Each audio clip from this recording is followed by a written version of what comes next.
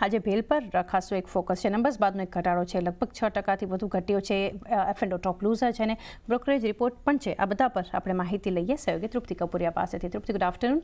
કઈ રીતે નંબર્સ અને બ્રોકરેજ હાઉસીસના રિએક્શન છે?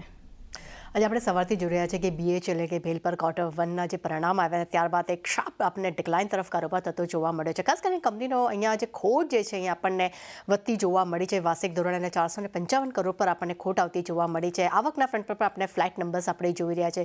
ગ્રોસ માર્જિનની અગર જો વાત કરશું ત્યાં એક આપણને મામૂલી ઉછાળો ઓવરઓલ આપણે જોઈ રહ્યા છે, પરંતુ અન્ય ખર્ચ જે છે ત્યાં કંપનીમાં એક સારી એવી રિકવરી આપણે જોઈ રહ્યા હતા કે 675 કરોડની સામે આપણને 342 કરોડ પર આપણને તેમનો અન્ય જે એક્સપેન્સીસ જે ખર્ચ જે છે તે અહીંયા આપણને સુધરતો જોવા મળ્યો છે. પરંતુ સામે એબિટા લોસની અગર જો વાત કરશું ત્યાં પણ નંબરમાં એક સુધારા છે. પરંતુ ઓવરઓલ સૌથી વધુ ઇમ્પેક્ટફુલ શું થયું છે, કારણ શા માટે અહીંયા વધારે દબાણ જોવા મળ્યું છે, તેનું મેઇન કારણ એ છે કે ઓપરેશનલ ખર્ચમાં 98% કારણે કરીને કંપનીનો ઓપરેટિંગ પ્રોફિટ માર્જિન જે છે તે અહીંયા આપણને 670 બેસિસ પોઈન્ટ અહીંયા ઘટતું જોવા મળ્યું છે અને લગભગ -8.9% પર આપણને ઓપરેટિંગ પ્રોફિટ માર્જિન જે છે અહીંયા પહોંચતા જોવા મળ્યા છે. પરંતુ સામે કંપનીની ઓર્ડર બુક છે ત્યાં એક 42% ગ્રોથ જોવા મળ્યો છે અને જેને કારણે કરીને કંપનીનો બેકલોગ છે તે 2.4 કરોડને પાર આપણને નીકળતું જોવા મળી રહ્યું છે. પરંતુ બીજી તરફ ખાસ કરીને કંપનીના FY25માં સેલ્સના નંબર્સની વાત કરશું ત્યાં આપણને 7.2 ગણાનો એક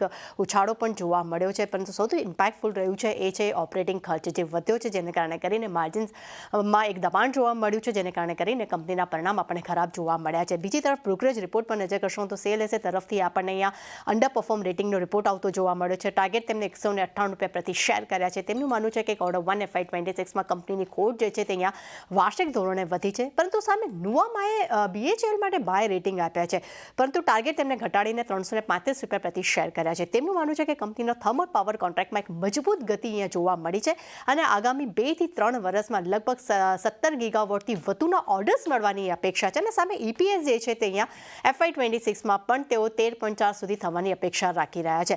એટલે નુવામા તરફથી નો ડાઉટ એક વિશ્વાસ આપણને દેખાડી રહ્યા છે. કંપનીનો ઓર્ડર બુક પણ મજબૂત છે, પરંતુ ઓપરેટિંગ ખર્ચમાં જે દબાણ આવ્યું છે તેનું ઇમ્પેક્ટ આજે આપણને કાઉન્ટર પર જોવા મળી રહ્યું છે.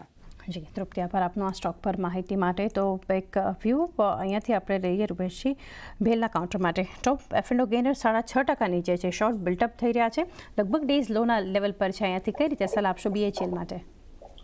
BHLનો અગર ડેલી ચાર્ટ જોઈએ તો આણે એક ડબલ ટોપ પેટર્ન બનાવી ચૂક્યો છે અરાઉન્ડ 274 અને આજે એક સારા એવા ગેપ ડાઉનથી ઓપન થયું છે અને નીચલા સ્તરે ટ્રેડ કરી રહ્યું છે.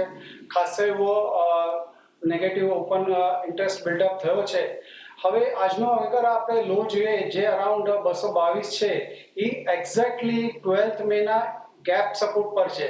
તો એવી શક્યતા છે કે અહીંયાથી એક ટેમ્પરરી રિલીફ રેલી આપણને જોવા મળે BHELમાં.